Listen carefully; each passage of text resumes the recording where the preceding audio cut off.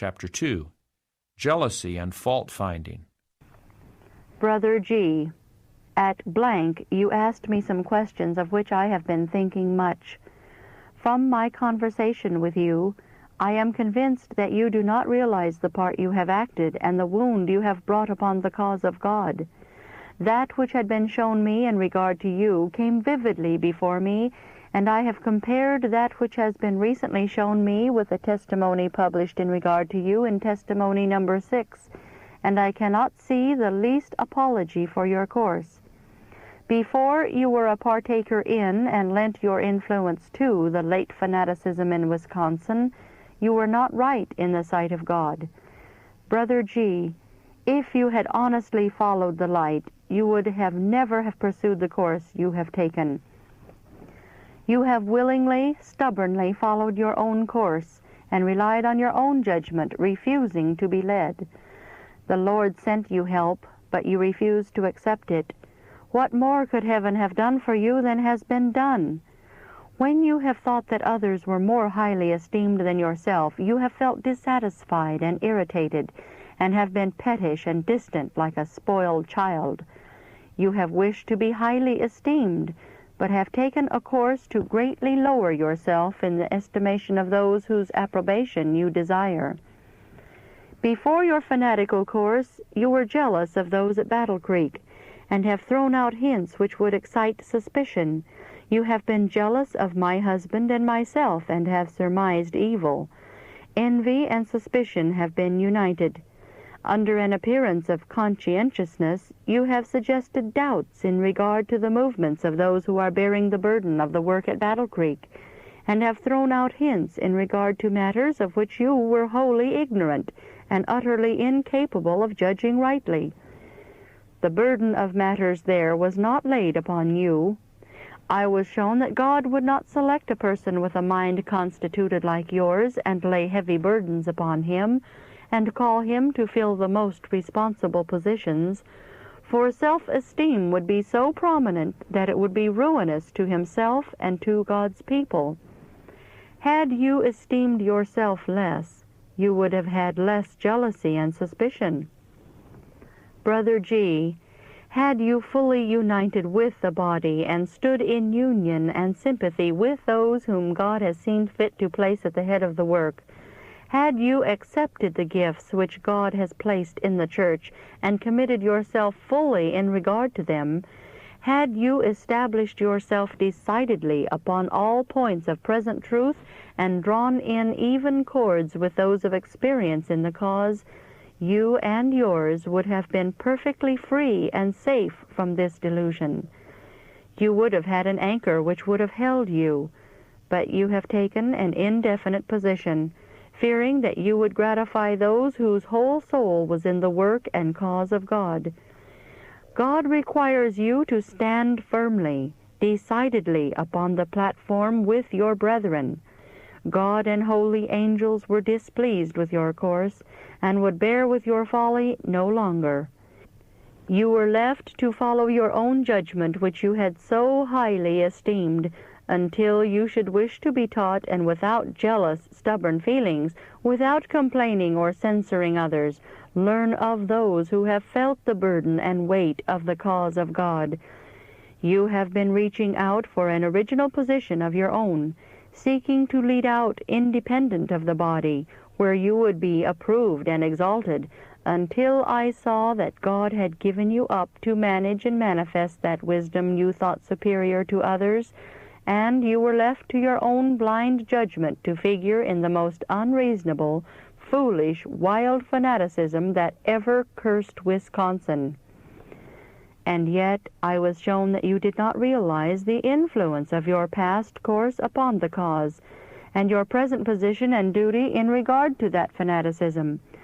Instead of working with all your energy to free yourself and counteract the influence you exerted, you came up out of all this excusing yourself and censoring those whom God sent to you, and ready to dictate, and even to suggest a plan whereby the Lord might have arrested you by his servants pursuing some different course from that which they did pursue. Your judgment was perverted by Satan's power, and while enshrouded in darkness you were an incompetent judge of the best course to be pursued toward you. If you knew just what course the servants of God ought to pursue in order to help you, you knew enough to come out yourself. God gave you your choice, to be taught, to be instructed through His servants in His own appointed way, or to go on, maintain your willful course, and fall into bewildering fanaticism. You chose to have your way, and now you have only yourself to blame. You profess to be a watchman on the walls of Zion, a shepherd to the flock, yet you saw the poor sheep torn and scattered and gave no warning. Son of man, I have made thee a watchman unto the house of Israel. Therefore hear the word at my mouth, and give them warning from me, when I say unto the wicked, Thou shalt surely die. And thou givest him not warning, nor speakest to warn the wicked from his wicked way, to save his life. The same wicked man shall die in his iniquity, but his blood will I require at thine hand. Yet if thou warn the wicked, and he turn not from his wickedness, nor from his wicked way, he shall die in his iniquity, but thou hast delivered thy soul. Nevertheless, if thou warn the righteous man, that the righteous sin not, and he doeth not sin, he shall surely live, because he is warned. Also thou hast delivered thy soul. Ezekiel 3:17-19, and verse 21. The sin of those in Wisconsin who went into fanaticism rests more heavily upon you, Brother G., than upon any other one. You were an unfaithful watchman. You discerned not the evil because you were unfaithful. God sent His faithful watchmen who stood in the light and could discern the evil to warn you and the erring flock. Had you then listened to the warning, a great amount of evil would have been saved. Your influence would have been preserved. You would have stood out of the way, that the testimony of the servants of God might reach the distracted flock. The erring would not hear the voice of God through His chosen servants. They made their spirits strong against the warning of the watchmen sent to them, and strengthened themselves in their unreasonable, self-deceived course. The shepherd would not hear. He was offended because this fanaticism was handled so decidedly. He perceived not the danger. He saw no haste in the matter. He had sufficient light to decide, but was too willful and too suspicious of God's servants to yield to their testimony. Brother G. wished to wait until the fanaticism should develop, and it went on just as Satan would have it, until it did develop, with terrible results. There were not reasonable, sensible manifestations to characterize that work as being of God. The Lord's servants executed their mission, freed their garments from the blood of souls, and kept themselves clear of the cursed influence, while you bear the fearful weight of the sin of this woeful fanaticism. You have deeply regretted it, yet do not see your own wrongs in relation to it. You censor and blame the weak, erring sheep for leading you out of the way. What is a watchman for, unless it be to watch for evil and give the warning? What is a shepherd for, unless it be to watch for every danger, lest the sheep be harmed and destroyed by wolves? What excuse could a shepherd plead for suffering the flock to stray from the true pasture and be torn and scattered and devoured by wolves? How would an excuse stand made by the shepherd that the sheep led him astray? They left the true pasture and led him out of the way? Such a plea would tell with force against that shepherd's ability to watch over the sheep.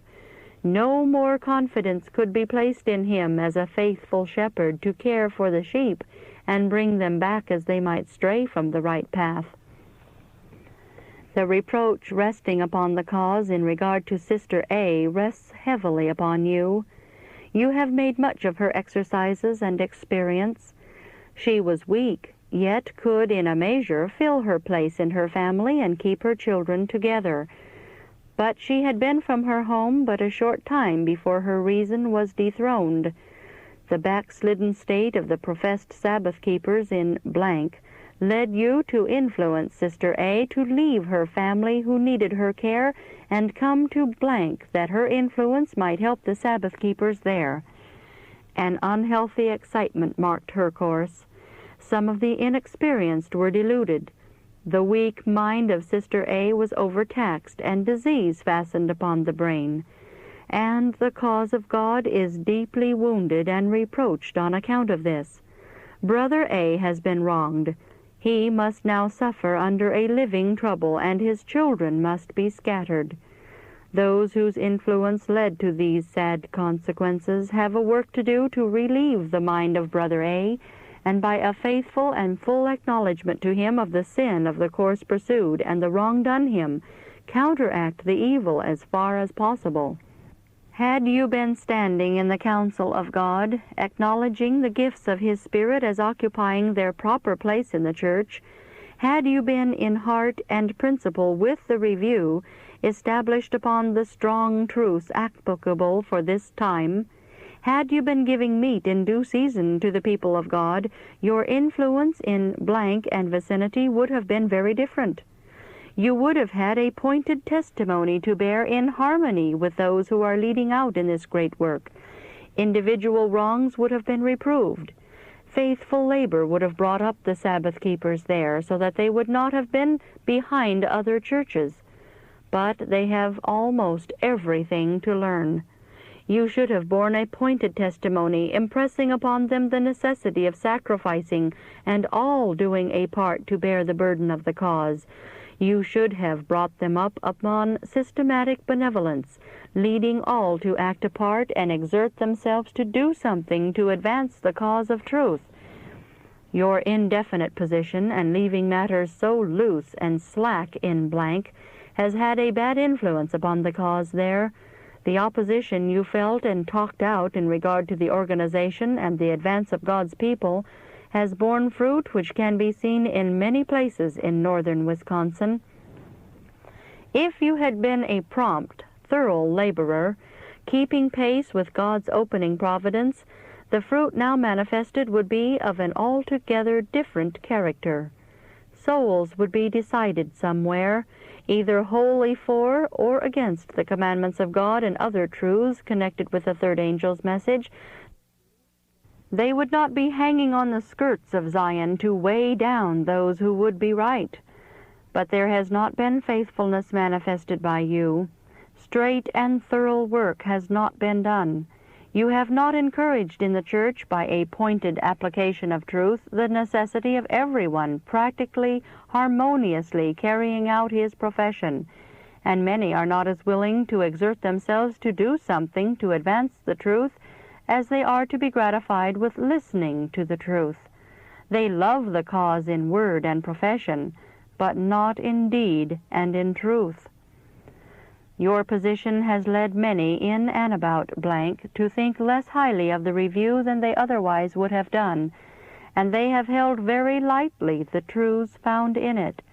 Thus the review failed to have the influence upon them that God designed it should have, and everyone has followed his own course, and done that which seemed right in his own eyes.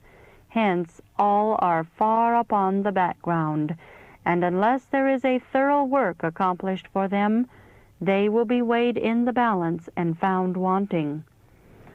I was shown that you seek to throw the result of your wrongs upon others, but as a watchman, God holds you responsible. You have most humble confessions to make in blank, blank, blank, and other places where your influence has been exerted in opposition to God's servants. Brother and Sister B have been greatly injured by this fanaticism. They have been embarrassed temporally as well as spiritually, and nearly ruined by this deception of Satan. Brother G, you have run to great lengths in this sad fanaticism. Your body has been affected as well as your mind, and you now seek to charge it all upon others. You have not a true sense of your position and course in the past. You are free to confess that which others have done, and that which you did not do, but you have failed to confess that which you did do. Your influence in blank has been injurious. You were opposed to organization and preached against it in an indefinite manner, not so boldly as some might have done, but you went just as far as you dared to go. In this way, you have many times gratified your envious feelings and created distrust and uncertainty in the minds of many, when, if you had come out openly, you would have been plainly understood and could have done but little mischief. When charged with advocating sentiments contrary to the faith of the body, you would not acknowledge it, but mystified your position, and made it appear that the brethren misunderstood you, when you know that the charge was correct. As you now are, the church cannot depend on you. When you manifest the fruits of an entire reform and give evidence that you are converted and have overcome your jealousy, then God will again trust His flock to your care. But until you make thorough restitution, you will exert the best influence by staying at home and being not slothful in business. By your non-committal position and by your course in this fanaticism, you have done more injury to the cause of God in Wisconsin than you have done good in all your life. Our faith has been made disgusting to unbelievers. A wound, an incurable wound, has been given to the cause of God, and yet many, with yourself, seem astonished that so much is said and made of this fanaticism. One evil seed sown takes root, grows rank, and bears fruit, and there is an abundant harvest. Evil flourishes and needs no culture, while the good seed sown needs to be watered, carefully tended, and continually nourished, or the precious plants will die. Satan, evil angels, and wicked men are trying to root up and destroy the good, and it requires the greatest vigilance and the most constant care to have it live and flourish. An evil seed sown cannot be easily rooted out. It spreads and springs up in every direction to crush out the precious seed, and if left alone, it will grow strong and shut out the rays of the sun from the precious plants until they grow sickly and die. We met your influence at blank. The division existing there would not have been had you taken a right position and received the word of the Lord through His servants. But this you would not do. God's servants had to deal plainly with your wrong course. Had they taken stronger ground and been much more severe with the course you had pursued, God would have approved them. It would have been better had you remained entirely away from blank, for every time God's servants exposed that fanaticism, the reproof hit Brother G, and you shrank, felt abused, neglected, and so forth. You pursued your blind course among different families in blank. You labored for sympathy and created opposition of feeling against brethren C, D, and E. You felt wrong, felt slighted. You talked and acted out your feelings, and thus created jealousy and distrust in many minds in regard to God's servants whom He had especially sent to you. Your course destroyed the force of their testimony on some minds, but some felt thankful that light had come, and that Satan's snare was broken, and they had escaped. Others felt hard, and decided against the testimony borne, and there was a division in the body. You can take the responsibility of this. We have had to labor for the church in blank with distress of spirit to do away the wrong influence and impressions you had created. You have a work to do there. I saw that some have been very jealous for you, fearing that you would not be rightly dealt with, and not have justice done you by your ministering brethren. Such should stand out of the way, and be faithful to confess their own wrongs, and let all censure and rate of your wrongs rest upon your own head. God designs that they shall rest there until you thoroughly remove them by repentance and hearty confession. Those who have a perverted sympathy for you cannot help you. Let them manifest zeal in repenting of their own backslidings, and leave you to stand for yourself. You have been altogether out of the way, and unless you make thorough work, confess your wrongs without censoring your brethren, and are willing to be instructed, you can have no part with God's people. You have stood aloof from those upon whom God has laid the heavy burden of His work, while my husband already had the labor and burden which 3 men should have shared. You have injured him by remarks and hints, and have helped others to bring burdens upon him. You must see this.